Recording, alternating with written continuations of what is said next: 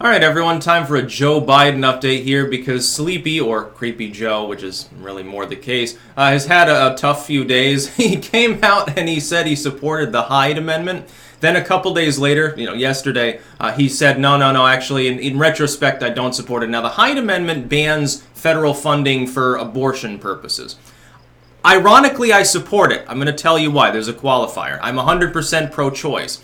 But I'm also 100% pro-gun. If you were to try to make a legislation to say that all Americans have to have a subsidized firearm afforded them by the rest of society, I'd say, no, that's not efficient. It doesn't make more sense. It makes more sense to handle at the state and local level. As far as state or local funding for abortion or whatever, that's perfectly fine. But at the federal level, it's a little bit of a different story. The federal government has enough money, it has enough power, and it tends to make things less efficient. So you give 100 taxpayer dollars to the government to supply an abortion. The abortion clinic gets 10 cents from it probably at the end of the bureaucratic chain. It's a fucking nightmare. It's the least efficient way you can divvy up money. So handle it at the local and state level. I don't have a problem with the Hyde Amendment. Again, I also don't have a moral problem with abortion. At least I'm consistent on the issue. I know some people get pissed off at me about that. But Joe Biden said he was for it. And he's like, well, it should be at the federal level, and I'm comfortable with that. Look, the abortion will still be safe and legal. Roe v. Wade has nothing to do with funding and stuff, which is true. But then he got crucified by every other Democrat in the field, and they got him to toe the line. So this might be a problem for Biden because it makes him look weak. It doesn't make him look unelectable. It just makes him look like a flip-flopper. And he is. I mean, he's also changed his opinion on the drug war and a million other things. Like, he was a tough-on-crime liberal in the 80s and the 90s. He was a tough-on-crime, I'm going to throw you in the clink for years so that you know not to do it again sort of person, a Clintonian back in the 90s. Now, all of a sudden, he wants to play prison reformist. Trump's the reformer.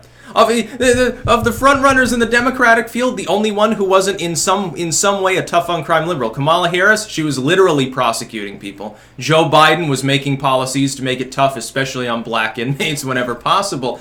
The only one is Bernie Sanders. Bernie Sanders is the only Democrat in the upper tier of the field that's actually comparable to Trump with regards to criminal rights and prison reform. Don't you understand how funny that is? The Republican is probably going to be less of a tough-on-crime, draconian, authoritarian, police state, prison complex lover than the Democratic candidate. It's been a long time, by the way. I think the last time that would have been the case is the time of the Southern Democrats running the DNC, wouldn't it be?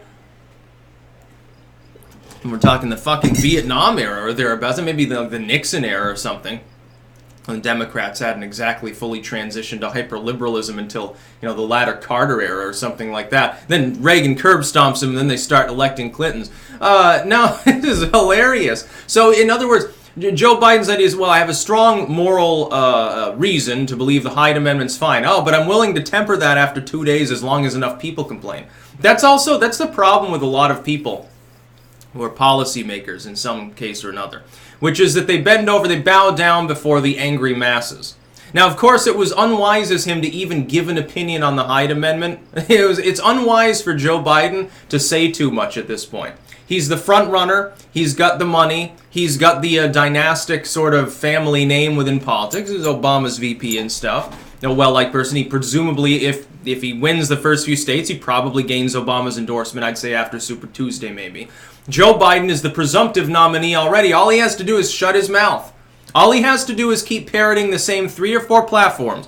I'm the sane one. I'm the electable one. Some of the other Democrats, not naming names here, but some of them have policies that I don't think would be palatable to the rest of America. We have to remember that we're Democrats, we're different, but there are also people, we need to expand our coalition stuff. Be a togetherness candidate while browbeating Trump, and then propose a couple of off policies, say in a vague term. Don't flesh them out too much. You don't want to have the primaries have just basically fleshed themselves out as far as the field goes. You haven't even had one debate, and Joe Biden's already making mistakes. Yes, this is a huge mistake potentially for his campaign. It'll be interesting over the next couple of weeks to see where his polling goes.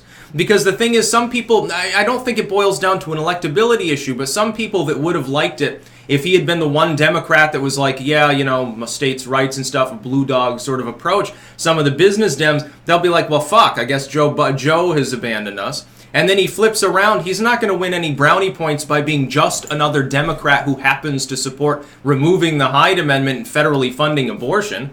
That doesn't make him unique or anything. The whole rest of every goddamn other fucking person in the field already has made it clear that they support abortion 100%. Some of them go so far as to be like a Northam. They want post-birth abortions and mandatory federal funding for it. Joe Biden's, if he wants to cast himself off as I'm the electable moderate person who is sane and I have the electability, down pat, put me up in front of Trump and these other people can't win, he can't keep doing this. He can't do this too many times. That's a gaffe. Biden is known. This is the one thing that has kept me consistently from saying he will be the nominee. Instead, I say it is presumed he's likely to be the nominee. He's got a good chance of it. If he doesn't fuck himself. But Joe Biden is so good at doing that. Like the hot mic moment, you'll remember when he was when Obama was giving his big speech. I can't remember which one it was. Was it the Osama's dead speech or something? And he leans and says, "This is a big fucking deal." And you could see Obama was annoyed at the time. He has to deal with this fucking old court jester that he not. I mean, let's put it this way: the reason why Joe Biden was chosen to be the running mate for Obama. He was older, he was white, and he was like a standard sort of old guard, centrist, so-called liberal. As opposed to Obama, he's more young, he's not white, and he's more dynamically modern liberal, whatever the fuck that means now. It meant something for the first few years, when he was running and for the first year or two of his presidency. Now it doesn't mean anything, but back then it was a good tagline. And so you needed somebody like Joe Biden. You couldn't have a Hillary Clinton. She's not likable enough, essentially. Obama had the likability factor himself. He wanted somebody else to be sort of semi-polished but funny about it. That's why Joe Biden was chosen, to be the fucking court jester of the Obama administration. Really great.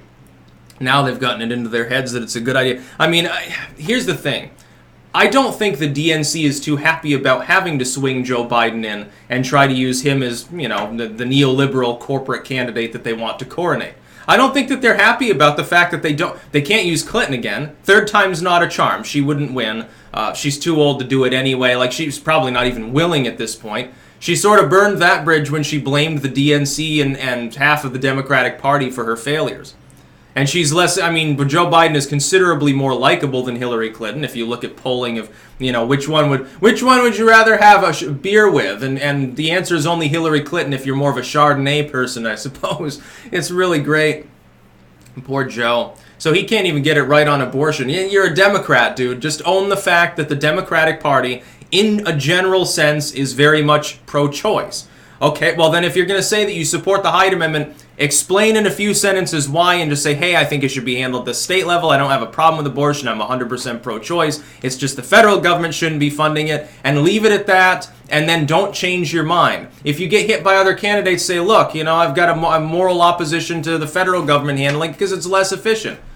Be the moderate candidate. But now he can't do that. It's too late now. He's already flip-flopped. So that's the first major Biden gaffe of the election season. I would be very surprised if it's the last one. That's about all. Peace out.